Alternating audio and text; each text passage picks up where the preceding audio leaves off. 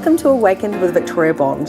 I'm your host, Victoria, and I am absolutely honored to bring you this podcast where we will be getting raw, real, turning up consciousness, removing the old energies that do not align, and turning up our capacities as human beings and spiritual beings. I will be bringing you mediumship. I will be bringing you channels. I will be bringing you points of view that will shift your perspective and realign your body, your mind, and your soul. Enjoy this ride. This comes from my heart to yours, and know that while you're listening to this, indeed you are helping to create this. Enjoy the ride, and I'll see you inside. Hello, everybody, and welcome today. I'm really excited about this episode because we're going to be talking about ego. This is coming about around the time of a masterclass that I've created called Spiritually Rich, and it is currently Halloween. We are on Halloween today, and it's a very, very potent time. So whatever our points of view on Halloween are, whatever the history of it, wherever we are in our own season, our own flows, wherever the moon is at, we are going through our own experiences of what is. And we are also feeling the external energies coming in and really kind of bringing through different triggers, but also amplifying different feelings that we have, bringing up shadows, but also at the same time, the opposite of that is the light of the external is nurturing different components of us. As human beings, we require each other. We require each other in this healing process, in this awakening process. We have come together as a collective, and it is our survival as a race that has created the grand and glorious structures that we have. And it is also the opposite of that, where we have created the turmoil and the chaos and the separation. So the conversation about ego is not one that can be easily explained, and it's definitely not one that we can pigeonhole and say is absolute truth. There is no way I can talk to the exact meaning of ego, but I can certainly invite you to tap into the energy of what it feels like to be in your ego, what it feels like to be underactive or overactive in the ego. And this is coming from my own expression and my perspective. So please take what you will, and know that every time I speak in this way, every time I come through in my podcasts and YouTubes and my lives and my coaching, there's also a codex that comes through. So light language and healing is always coming through the vibration of my words and also through the vibration of my hands. So my hands are always going for it. They're always tingling. They're always moving and actually working on your body as we speak. So let's be aware that we can receive beyond the words and really take the concepts and hear what we require to hear. And you can even feel free to drop the rest. So coming into the ego essence, we don't want to be coming into there is a right or a wrong way. We don't want to be coming into a space of judgment of that person is wrong, I am right, or I am wrong and they are right, because these are all essences of the ego. We have had this interesting perspective put on the human race that we must go through an ego death. And when people are functioning from ego, it's a wrongness. And I just simply don't resonate with that interesting perspective. I think to eliminate the ego would mean we would be eliminating this experience here on planet Earth. The ego is an important part of our survival. The comparing that we have, the judgment that we have, the considerations the morals, which could also be seen as judgment. All of these are a part of the survival that we have here and that have kept us alive as a human race since we really kind of seeded down here on Earth.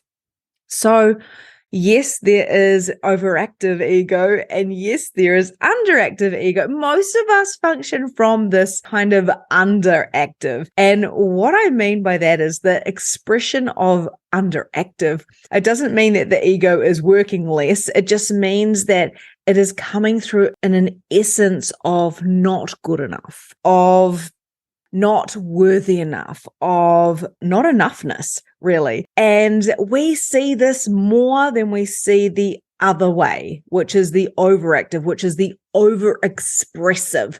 So rather than active, maybe we want to say overexpressive or underexpressive. That seems actually like it fits more with the expressions. And this whole entire talk is about ego essence, of course. So when we are coming from a lower essence, a lower expression of the ego, what actually happens is we're in hiding mode, right? We're in this, don't look at me, I'm not good enough, when will I be good enough, I shoulda, I coulda, all of the, the shoulds and the coulds and the one days, and I can't, and I wish I could, but I'm never going to actually show up and shine because I'm just not good enough yet.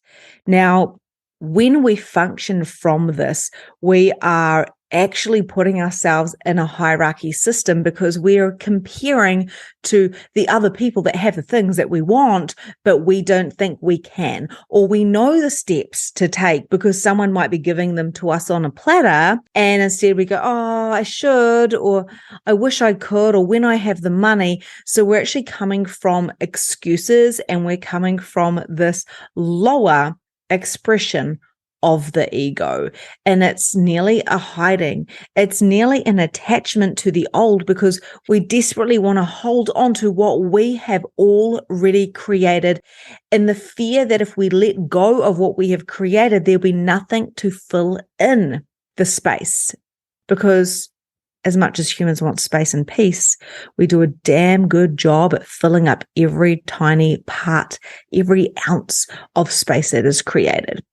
And when we do have space, we seem to make it wrong if we don't know how to manage the space and to hold it, because let's face it, most of us haven't been taught how to create space. From the time we are 3, we're going to kindy and we've got play dates and we're getting into ballet. And by the time we're 5, we're going to school full time. It's like a full-time job school.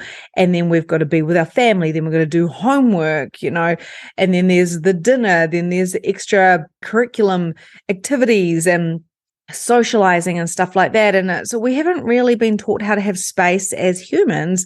We have not really been given a lot of free time, and a lot of entrepreneurs turn around and say, but look, do your 24-hour timetable and see how much space you have.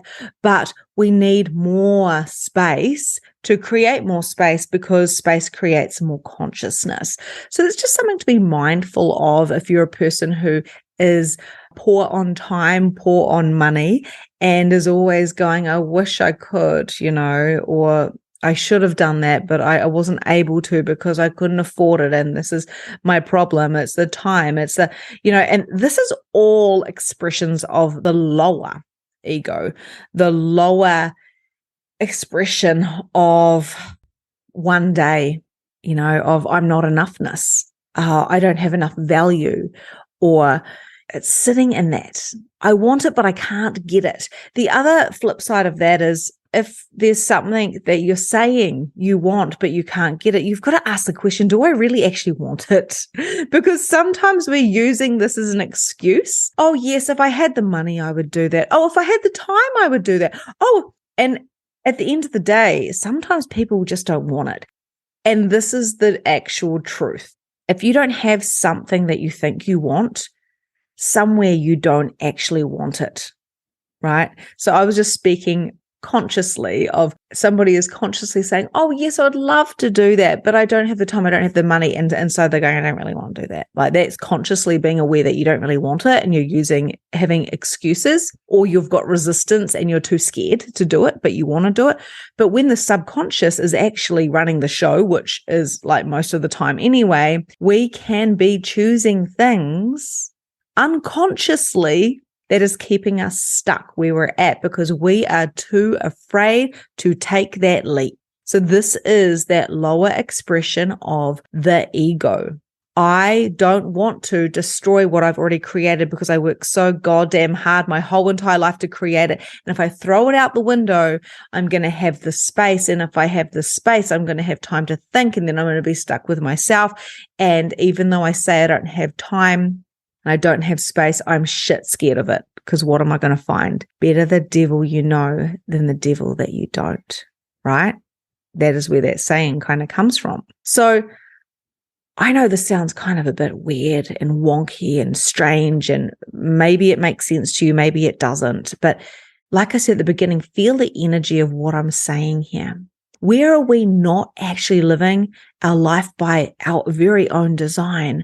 A life that is full of abundance and joy and is spiritually rich on all of the levels, because we don't have the time, we don't have the money. And, you know, this is actually the expression of the ego that says, I am not worthy, or I don't have enough value. I'm not ready yet because I have to reach these certain points. I've got to learn more. I've got to create more time. I've got to create more money. I've got to create more knowledge and more wisdom before I go after what I want. And we see this bypassing in the spiritual communities of, I will wait for the guides to bring me the money and to show me the way. I will wait for spirit to lead me. And I call BS. I'm like, no, you are spirit. You are your guide. Sure, you've got spirits and guides around you. It's one of the things I teach in Magnificent Mediumship is you've got spirits and you've got guides around you. You've also got this amazing intuition, and that intuition is loud. Even when it's quiet, even if you're splenic like myself and it's a quiet intuition, it's still loud. It still pulls me in that direction. And I'm still in my ego. I am still shit scared of taking those next levels and trying to divert my own awareness, my consciousness of what I'm actually aware of now. I'm trying to divert it and distract from what this next level is from me. Why? Because my ego is playing along all the time, always challenging me. And every single human being loves a challenge. That is why we chose to come on this planet. But we get to choose our challenges, right? So, for instance, I desire my challenges to work through and work with the ego to come into a mindset of, okay, I know my direction, I know my path, I know that there's these challenges. How can I work with the challenges to get to the target and the goal that I want? So to give you an example, when we're coming from the lower expression of the ego, I'm not good enough, I don't know enough knowledge, I don't have enough wisdom, I don't have enough time, I don't have enough money. Those there are all objections that we can actually work through. So I can work with my brain to say, okay, so I'm desiring a team. I require a team so I can have more space. I'm requiring a certain amount of money so then I can create this. I'm desiring a certain amount of empowerment so I can go ahead and step forward into my mission. I am requiring more space and time and so I can do this. So how can I create those things? Who can support me in these areas? How can I make the money? How can I create the space? How can I have these team members float on into my world that can help me with my mission here on earth? Now that there is being a problem solver by asking the question and then actually allowing the universe to come and say, okay, guess what? I'm going to show you how to do that because you are willing to work through this expression of not enoughness. the not enoughness, where those voices in your head are saying you haven't been a medium for long enough, or you've just started waking up. Who do you think you are to be a spiritual leader? Or, that person is better than me, or that person is not as good as me. These are all parts of the ego. And when we can pick up those mistaken beliefs, my very first program was called Release Your Blocks, and it was all about mistaken beliefs and limitations. And I still stand by everything I taught in that program, even though I teach completely different stuff now. And I didn't even understand what consciousness was then, really. And there's so many layers to it, as there is with the ego. But we are where we're at, and to get where we desire to go, we have to step into that vortex like we're already there. And this is where we have to be willing to do the ego checks and really step into what are the conversations I'm having with myself about how to get to those 10K months, or how to get the soul clients, or how I feel about my body or my family or my relationships, like whatever you're working on at the moment. What are the voices in my head telling me? If you're coming from shoulds or want to, but you don't have enough time or money, and there's all a million excuses of why you've not done the thing yet, you are in a lower expression of the ego because you believe that you are powerless. Otherwise, you are making excuses to keep yourself small because you're shit scared of letting go of what you've already created. Now, in The Big Leap by Gay Hendricks speaks about upper limiting. A brilliant book, highly recommend it. So we talk about, okay, so you've realized this is the thing you want to do. And then you've got these objections, right? And you're like, well, actually, this is legit my situation that, of course, we have all created ourselves because we're the creators of our own reality. But this is legit the situation. And usually we just stop trying instead of striving for those desires that we're truly desiring. Like, this is why only 5% of the coaching industry actually become 5-figure coaches, because they keep striving and working through and working with the ego, working with the mistaken beliefs, working with the limitations, and never, ever, ever giving up. They just find another way.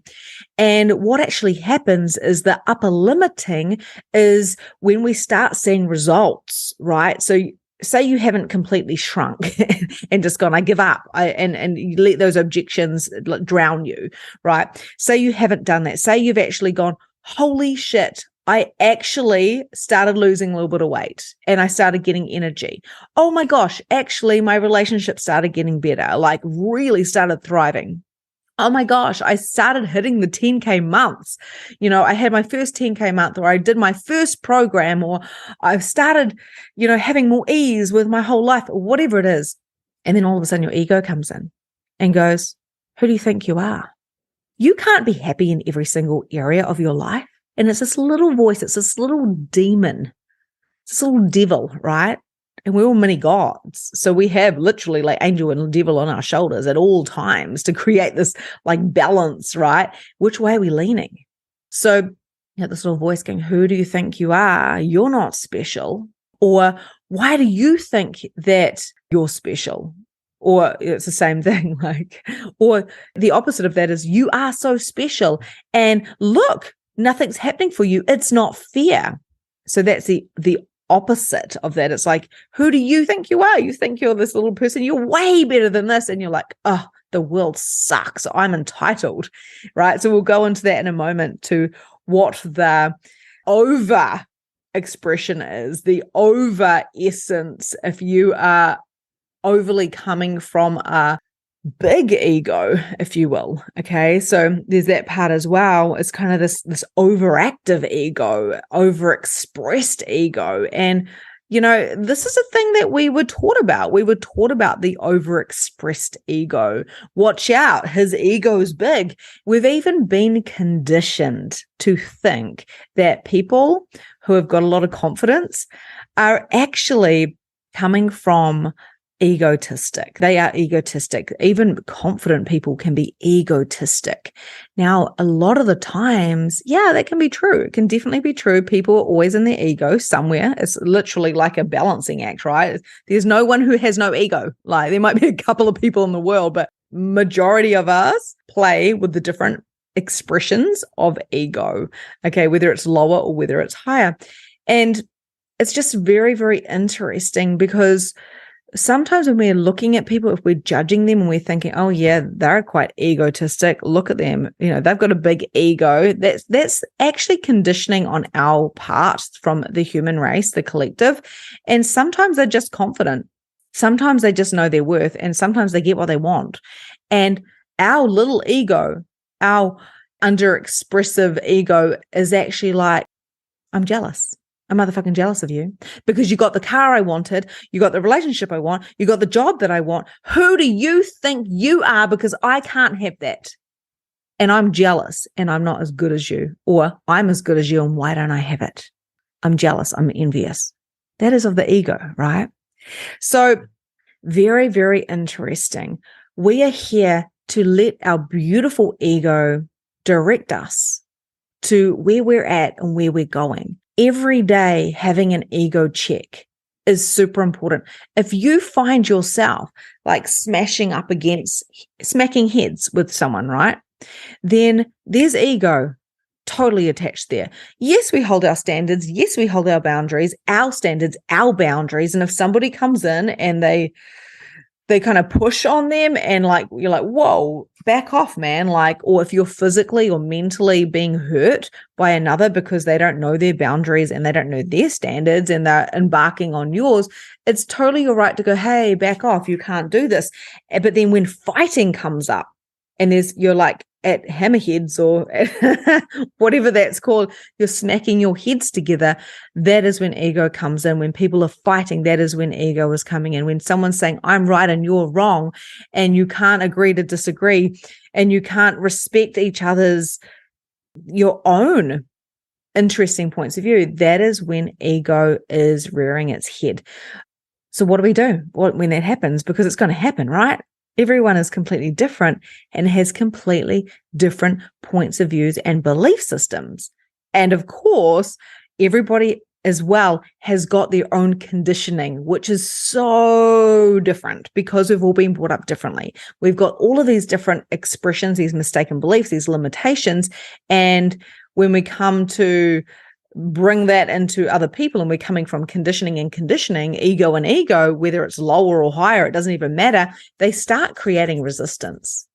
And within that resistance, we start becoming more unconscious in the conversation. Therefore, the ego starts to win, right? So what we do in those situations is we drop our ego, we drop our barriers, we drop them down. I've experienced this with my husband because we're so different. We're like polar opposites, right? The only thing we really have in common is we bring up our family exactly how we want to bring up our family. We're very, very open to possibilities and opportunities and beliefs. We're very, very open with beliefs. We don't really hold on to anything too tightly, but we are opposites. So when we are having a right fight, I'm right, you're wrong, then it's going to be a fight. And this used to happen. I'd be like, how do you not believe in this? Because I'm right about what I believe in.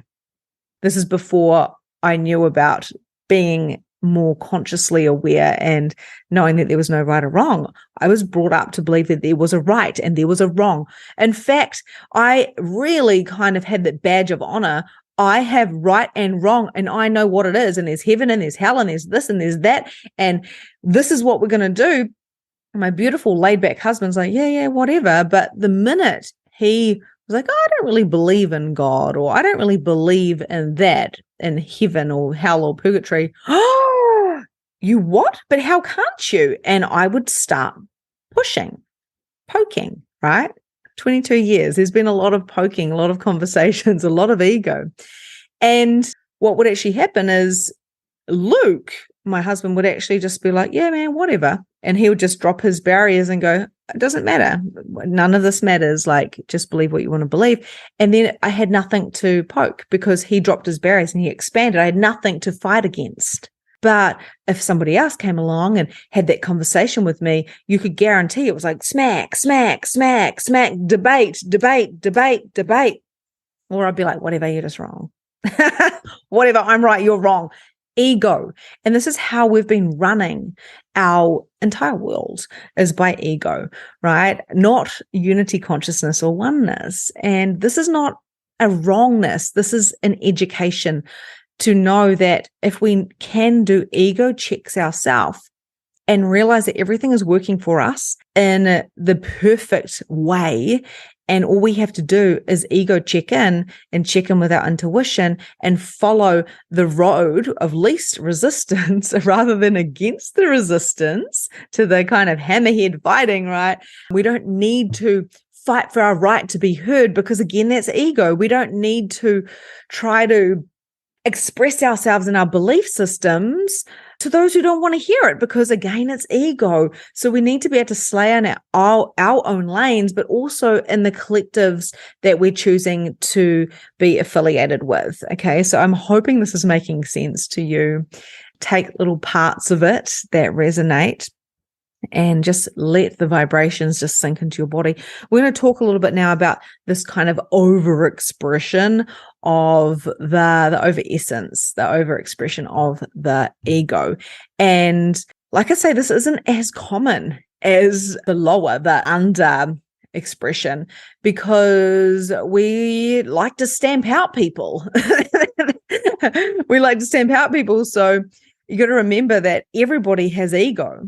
Everybody does. So what I notice is it's not necessarily the people driving in the car that are making the money, that have got the relationships, that are in their ego. Usually a lot of those people, yes, they have ego, but they're in a lot of alignment with their own slang in their own lane and playing with their own kind of collectives that know that the vibration of money is a vibration and they're worthy and they know their worthiness, they know their value on a lot of different levels.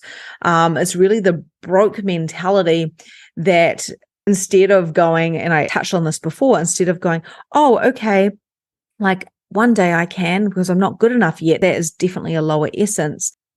But also the people that are in that broke mentality, some can be overly enhanced in this ego, in this overactive expression of the ego. And the clues here to see if you're in that or if you know others that are in that, so you can watch out for that. The clues are if somebody thinks they're better than another and they have this entitlement, right? And it's like, I'm a better channeler. I'm a better business coach. I'm a better mother. I'm a better lover. I'm a better body. I'm a better than other people. And the comparing comes in here as well. The comparing of where you are in that hierarchy system. So essentially, ego is always connected to this hierarchy system and comparing to where you are in that system. And a lot of people are trying to work their way up. Unfortunately, some people get stuck and never move because they want to attach to that lower expression of I'm not good enough and my value and my worthiness, and they never reach those targets. Even if they got given all the money and time and space in the world, they still wouldn't believe they could, right? So you've got to do a lot of mentality stuff there, mental work. But this overexpression I find fascinating because it's the people that are creating the separation, thinking that they are better than the other in whatever area they're in. Yes, some of us are better than at different things. Like I certainly am not a accountant or techie. I have people going, if you need help with your tech, let me know. And I'm like, thank you, but I hire somebody to do that for me because it's not my jam, right? So yes, we've got strengths. But when we are putting ourselves into this system of comparing as a human, as a being, as a spirit, as a soul, and thinking we are better than or more potent than or more powerful than, or we've got more deep insight to, because we are magical, we're special somehow compared to everybody else, that is this over expression of the ego. So this is the ego, and you're either going to like go and like kind of gaslight people and make them wrong, make yourself right. You can even think that you're a victim of narcissists. You could possibly be the narcissist. You may notice that there's this pattern in your life where the same shitty relationships keep happening, or the same stuff happens and it's always the other person's fault, without you actually realizing that you are the common denominator in that pattern. And this is the overexpression of that ego when it's not in alignment, when we are creating separation between us and others and somehow thinking we're better than, or we are more entitled to. I have experienced a few people in my reality that have thought they're too good for the class, or they think that they are so powerful that they are meant to be like ruling the world. And although I'm an empowerment coach and I'm like, if you want to be on stage, go be on stage. Let's go, let's go, let's go.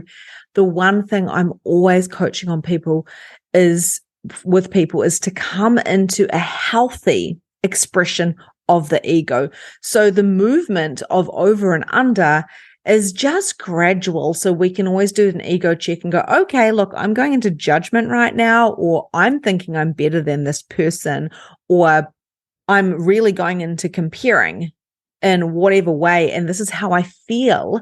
And there's usually a trigger. Okay. There's always a trigger, actually. If it's the lower or the high, there's always a trigger.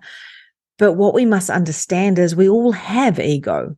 And we all fluctuate with that. Some get stuck in the higher or the lower, but most people are always kind of navigating on a daily basis how you feel. Now, one of the things my husband and I did once we started reading the Eckhart Tolle books, A New Earth was the first one we read, and we noticed that we learned all about the ego. So there's a lot about the ego in Eckhart Tolle. He doesn't explain it like I have. I'm very basic when it comes to explaining, and it's always coming from my perspective as a 3-5 projector. But of course, he goes a lot deeper into it. He's absolutely brilliant. And so we're reading this book, and every time we went to like come together to like have this kind of a little bit of a debate, or you did this or you did this, and we're kind of getting a little bit tenchy with each other, we would both go, ego check. We would literally drop our barriers, expand our energy, and then we would laugh because we were just in our ego. We were just about to fight because I think I'm right, you think you're right. But what if nobody was right? What if you're allowed to just think that and I'm allowed to think this? What about that? And honestly, we very rarely fight now. I think in this last year, the other day, I was like yelling because I was having my own little meltdown over some technology thing. I was like, I can't do this. And he was just like, I don't understand how you can't, because it's his jam. And it wasn't even a fight. It was more like a miscommunication, right? So we just don't really have this kind of these bucketheads or whatever you call it. We don't have the resistance. We just communicate and check, is there a lower expression of the ego of I can't do it, I'm not good enough, or is there a higher one like I'm too good to get in your basket, I'm the one that should be doing this, or whatever. We just navigate that. And we need to do this with our clients and with our friends and with our families, because we all have ego. So how does that feel for you? Under like an underactive, under expression, under, like the essence of the ego or the higher? Just notice if you are on one or the other. There's no wrongness. Okay, so even when I've noticed if people are in their ego, I don't go into judging them, oh, they're in their ego. I just go, hey, why don't we do a little bit of an ego check? Because when you're saying you're not good enough for something, or you don't know enough, or you don't feel worthy enough, or whatever, or you're not giving enough value, we have to understand that this may be a mistaken belief. And those little kind of whispers that you have in your ears telling you that you got to do more to be worthy to whatever, is that your ego, right? Because the ego has a trigger, it has a charge to it, where if your intuition is going, that is great, now you need to actually go and learn more, then there will be like a congruent energy. It'll feel aligned to go do that. It won't be like a charge, a trigger. With the over expression of the ego, it's very much like, okay, I've put myself on a pedestal. I'm actually thinking that I'm the person that needs to be doing this. I'm the person that can channel, can go deeper than anybody else, that everybody should come to. I know more than other people in my field. Now, there can be an awareness, like you may be the top of your field, right? But the power thing that comes into play, the power play is not of humbleness. And I've been speaking a lot about humbleness and power. So if you don't have humbleness when you are in your power, then you start going into your ego. And if you have humbleness alone without the power, then you're going into your ego. So these are the different expressions of ego. The lower expression, you may be humbleness alone. You may need to infuse the power in to create more harmony, to come to the baseline of the ego. And of course, if you're in that higher like expression, the overactive, the over essence, the over expression, when you're kind of the big head thing, you might say, that's how we've perceived it, as a big head, like, oh, don't make your head too big type of thing, or don't get too big for your boots. So when that happens as well, it's really important for you to be like, okay, maybe I could bring some humility into this. Maybe I could bring some humbleness in. And I notice for myself when I'm coming into the power play, like, okay, here we go. I'm going to do the thing. And like really pumping myself up, which is not a bad thing. It's a great thing because you're getting downloads. You're here to make a big difference in the world. I always make sure I bring the humbleness in. I go to yoga. I do the meditations. I do so much feminine grounding to balance that action, because the power and action, they go together. And the humility, I don't even know if that's the right word, but the humbleness really goes deeply into the feminine as well. And of course, when we bring the feminine and the masculine together, they create wholeness. And of course, this beautiful harmony within the ego. And then we just have to do this little kind of ego check. So one of my main jobs as a coach is to invite people to do ego checks. I must do ego checks on myself daily as well, because our mind does take over. And more than often than not, it's I can't do this because I'm not good enough, or because these objections are in my way and they seem more than my power. They seem more powerful than me. So therefore I feel stuck. That is what most people play in. And they get stuck in like a spider web. And my job is to help people get out of the spider web, to start freeing themselves up and to embody their power along with the healthy humbleness, so they can actually be in an expression that is of their own, so they can slay in their own lane and go forward and really succeed in their soul's mission. I would love to know if this makes sense for you. I know I talk in riddles quite often, but as these channels come through, I get told what we're going to speak about. And then, of course, they start making more sense and clearing as we speak. A lot of what I say today is the vibrations and is a bit of a energetic activation for you. And also the awareness that is coming into the subconscious to let you know how you work. So you're shifting stuff in the mind as well as activating with your human body, your soul, and your spirit. I would love to go deeper with you. If you are being called to work with me one-to-one or in magnificent mediumship, be sure to reach out so we can pop you on the waiting list and see what is available. One of the dates the timings for that is coming is in February, I believe, for the next intake.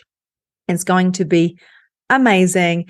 And just to let you know that magnificent mediumship is not just about talking to dead people. We do a lot of clearing. We do a lot of ego work. We do a lot of working through the mistaken beliefs, being able to energy shift them, being able to channel through our own genius, our own superpowers, and to ultimately become more conscious so we can be in a beautiful sovereignty within ourselves, but also be a real deep contribution with the earth all while being able to monetize our absolute genius and shine our truest, most pure light. If you're being called for that, let me know. I would also appreciate any podcast episode or any YouTube video that aligns with you, that feels so good that you feel like somebody else may resonate with as well. I recommend that you share the channel with them so they have an opportunity to listen and to activate as well. So much gratitude. Thank you for being here. I feel you all, and I will talk to you soon. Listening to today's episode. I trust that you got those golden nuggets that you required to shift your consciousness, to expand your awareness, and to turn up your capacity. I invite you to share this podcast with anyone that you feel would benefit from it. And also share the golden nuggets that you have learned with your friends, family, and of course, clients. You can contact me if there's anything that you want to specifically share with me, or if there's anything you want me to specifically share on the podcast. You can check out the show notes and find me on my socials, and myself or my team will get back to you. My heart to yours. Have a beautiful day, and I'll see you soon.